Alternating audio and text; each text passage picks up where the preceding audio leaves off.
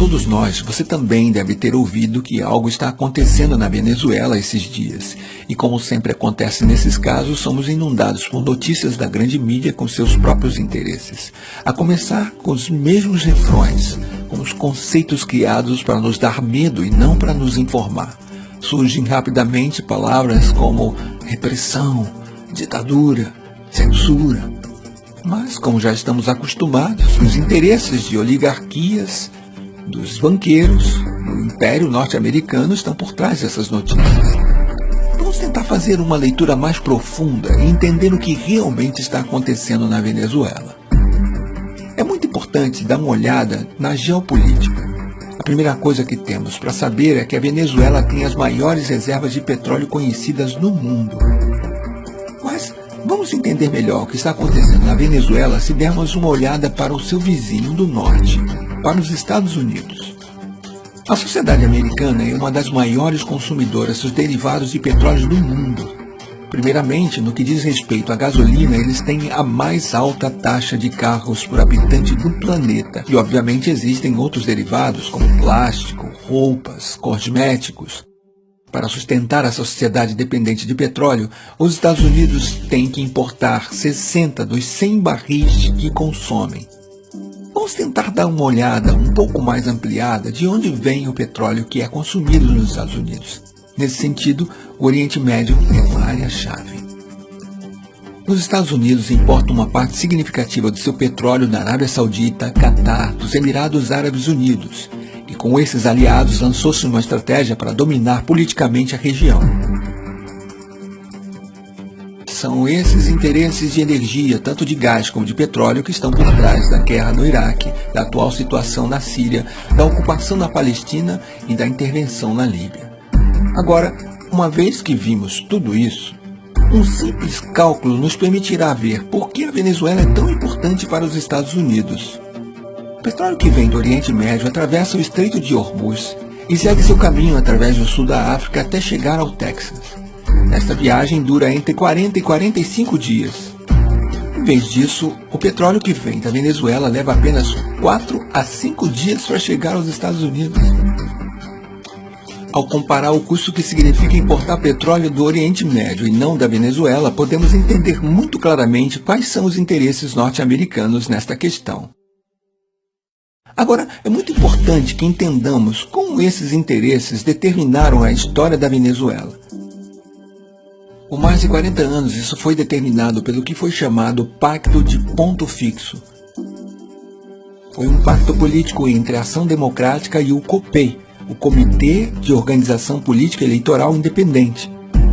Através desse pacto, eles concordaram em um programa político comum, e a única coisa que mudava era que eles alternavam no poder de acordo com as eleições. Esses dois partidos de direita sequestraram completamente a democracia venezuelana por mais de 40 anos, defendendo apenas os interesses das oligarquias e deixando o povo venezuelano sem qualquer representação. O que eles garantiram durante os 40 anos no poder foi um petróleo barato para os Estados Unidos. Isso causou muita pobreza ao povo, que começou a se manifestar cada vez mais forte. Em fevereiro e março de 1989, essas manifestações já atingiram seu pico, até que foi chamado de Caracaço. Este marco histórico triste para a Venezuela significou a ordem do governo venezuelano para atirar nos manifestantes. Morreram mais de 3.000 pessoas em uma semana. Entre os comandantes militares que se recusaram a atirar nos manifestantes durante o Caracaço se encontrava um muito particular, o comandante Hugo Chávez Frías. Logo depois que tentaram derrubar esse regime assassino da oligarquia através de uma rebelião militar que não funcionou, o comandante Chávez se candidatou às eleições e foi assim que ele foi eleito, em 1998, presidente da República da Venezuela. O governo do comandante Chávez significou uma mudança histórica para os venezuelanos e venezuelanas. Primeiro de tudo, por causa do enorme fortalecimento da democracia no país. Começou reformulando de forma democrática todas as instituições do Estado através de uma Assembleia Constituinte. Nos 15 anos que levaram a Revolução Bolivariana, foi dada a cifra incrível de 19 eleições, das quais 18 foram vencidas pelo processo revolucionário. Esse processo de democracia representativa permanente também foi completado por um fortalecimento da democracia participativa na Venezuela. Os avanços resultantes das políticas sociais também têm sido muito importantes. A pobreza passou de 54,2% em 95 para 23,9% em 2012. A mortalidade infantil diminuiu em 50%. A saúde e a seguridade social somam atualmente 21% do orçamento do Estado venezuelano. As matrículas universitárias foi de 800 mil para 2.600.000 atualmente. E a Venezuela conta com 75 universidades públicas. Já foi erradicado o analfabetismo em todo o país.